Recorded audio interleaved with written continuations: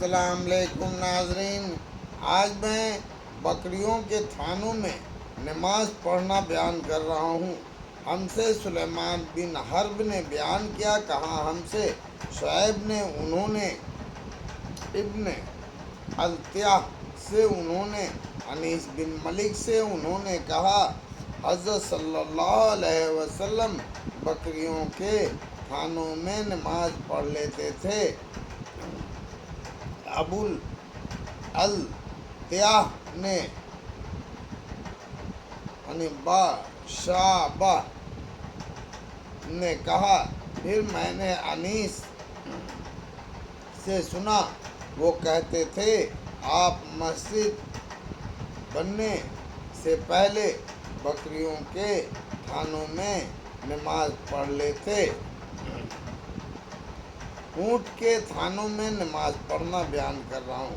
ہم سے صدقہ بن فضل نے بیان کیا، کہا ہم سے سلیمان بن حیان نے کہا ہم سے عبداللہ بن عبداللہ نے، انہوں نے نافع سے، انہوں نے کہا میں نے عبداللہ بن عمر رضی اللہ تعالیٰ کو اپنے اونٹ کی طرف نماز پڑھتے دیکھا۔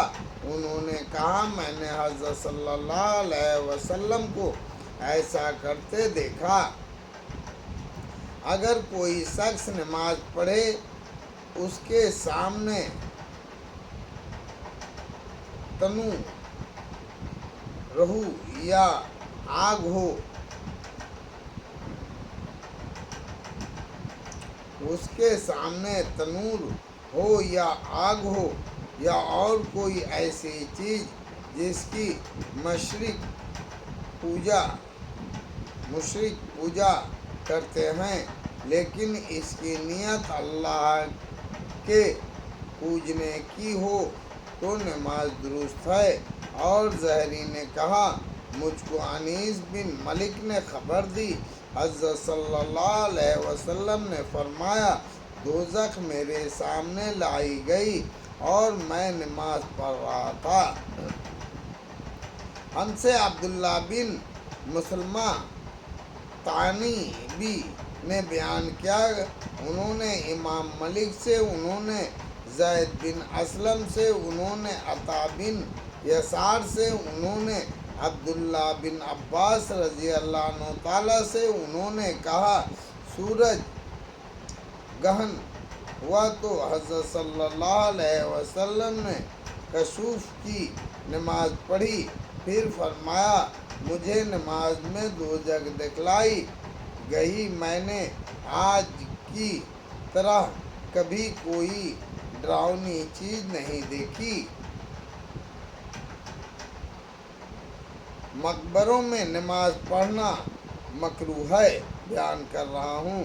ہم سے مسدد نے بیان کیا، کہا ہم سے یحییٰ قطان نے، انہوں نے عبیداللہ بن عمر سے، انہوں نے کہا مجھ کو نافع نے خبر دی، انہوں نے عبداللہ بن عمر رضی اللہ عنہ تعالیٰ سے، انہوں نے حضرت صلی اللہ علیہ وسلم سے، آپ نے فرمایا تم اپنے گھروں میں بھی نماز نفل وغیرہ پڑھا کرو، ان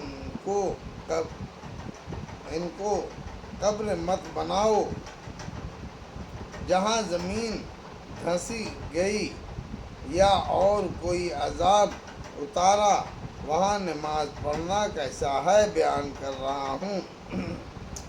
جہاں زمین دھنس گئی یا اور کوئی عذاب اتارا، وہاں نماز پڑھنا کیسا ہے، بیان کر رہا ہوں۔ ہم سے حضرت علی سے منقول ہے، انہوں نے بابل میں جہاں زمین دھنسی ہے نماز کو مکروہ سمجھا۔ ہم سے اسماعیل بن عبداللہ نے بیان کیا، کہا مجھ سے امام مالک نے، انہوں نے عبداللہ بن دینار سے، انہوں نے عبداللہ بن عمر رضی اللہ تعالیٰ سے کہ حضرت صلی اللہ علیہ وسلم نے فرمایا ان عذاب والے مقاموں میں مت جاؤ مگر روتے ہوئے اللہ سے ڈرتے ہوئے، اگر تم روتے نہ ہو تو ان مقاموں میں مت جاؤ، ایسا نہ ہو ان کا سا عذاب تم پر بھی اترے۔ گرجا میں نماز پڑھنے کا بیان کر رہا ہوں۔ اور حضرت عمر رضی اللہ تعالیٰ نے کہا، او نصرانیوں، ہم تمہارے گرجاؤں میں اسوجہ سے نہیں جاتے کہ وہاں مورتیں تصویری ہیں، وہاں مورتیں تصویریں ہیں۔ اور عبداللہ بن عباس رضی اللہ تعالیٰ گرجا میں نماز پڑھ لیتے، مگر اس گرجا میں نہ پڑھتے جہاں مورتی ہوتی ہیں۔ ہم سے محمد بن سلام باقرنیدی نے بیان کیا، کہا ہم کو عبدہ بن سلیمان نے خبر دی، انہوں نے ہشام بن عروہ سے، انہوں نے اپنے باپ سے، انہوں نے حضرت عائشہ رضی اللہ تعالیٰ سے کہ حضرت بی بی ام سلمہ رضی اللہ تعالیٰ نے حضرت صلی اللہ علیہ وسلم سے ایک گرجا کا ذکر کیا جس کو انہوں نے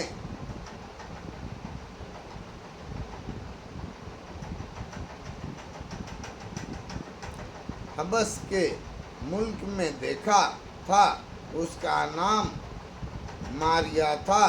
اس میں جو مورتیاں دیکھیں وہ بیان کیں